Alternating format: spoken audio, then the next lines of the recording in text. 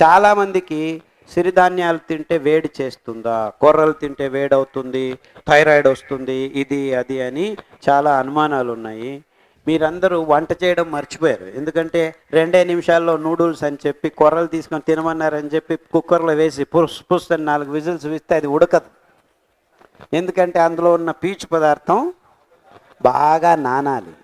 మధ్యలో కేంద్రంలో ఉన్న పీచు పదార్థం కూడా నానితేనే ఆ ధాన్యం, ఆ బియ్యం గట్టిగా ఉడుకుతుంది అనమాట. వీటన్నిటినీ బియ్యమే, ఇవంతా బియ్యమే. మీకు బియ్యం అంటే వరి బియ్యం మాత్రం కళ్ళ ముందు కనిపిస్తుంది. కొర్రలు బియ్యమే, అరికలు బియ్యమే, సామలు బియ్యమే, ఊదులు బియ్యమే, అన్నీ బియ్యమే. అన్నీ అన్నం చేసుకోవచ్చు. రాగులు జొన్నలు అన్నం చేసుకోలేము, ఎందుకంటే దానిల మీద పొట్టు ఉండదు, పొట్టు తీయాల్సిన అవసరం లేదు. అందుకే రాగులు జొన్నలు ఇంకా మిగిలాయి, ఇవన్నీ మాయమైపోయాయి. అర్థమవుతుందా? Why these are gone, that is there.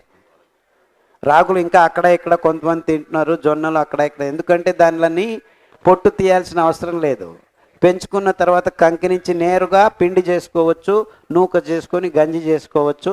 ఇలా ఈజీగా ఉండటం వల్ల అవి ఇంకా మిగిలి ఉన్నాయి.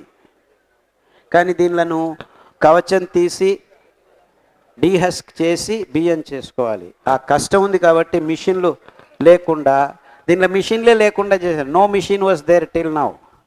నేను వచ్చి చెప్పడం మొదలుపెట్టిన తర్వాత ఇప్పుడు మిషన్లు మొదలయ్యాయి. కానీ మిషన్ల వైపుకి వెళ్ళకండి.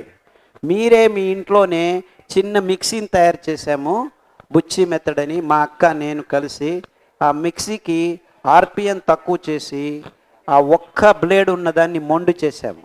సో ఈ ధాన్యాలని నీళ్ళల్లో నానబెట్టి నల్లబండ మీద ఎండబెట్టి 2-3 గంటలు ఆ మిక్సీలో వేసి పల్స్ చేయాలి. పల్స్ అంటే జస్ట్ వెనక్కి తిప్పితే 20-30 సార్లు తిప్పితే పైన పొట్టు పోతుంది. అంకురము బియ్యంకి అంటుకునే ఉంటుంది. ఆ అంకురంలో అద్భుతమైన పోషకాంశాలు ఉంటాయి. మిషన్కి వేస్తే అంకురం కూడా లేచిపోతుంది. అర్థమవుతుందా? సో మీరే మీ ఇంట్లోనే రైతులందరూ పెంచిన తర్వాత దానికి ఉప ఉత్పన్నాలు అంటే వాల్యూ అడిషన్ అక్కడే మీరు చేసుకోవచ్చు. చూసుకోండి.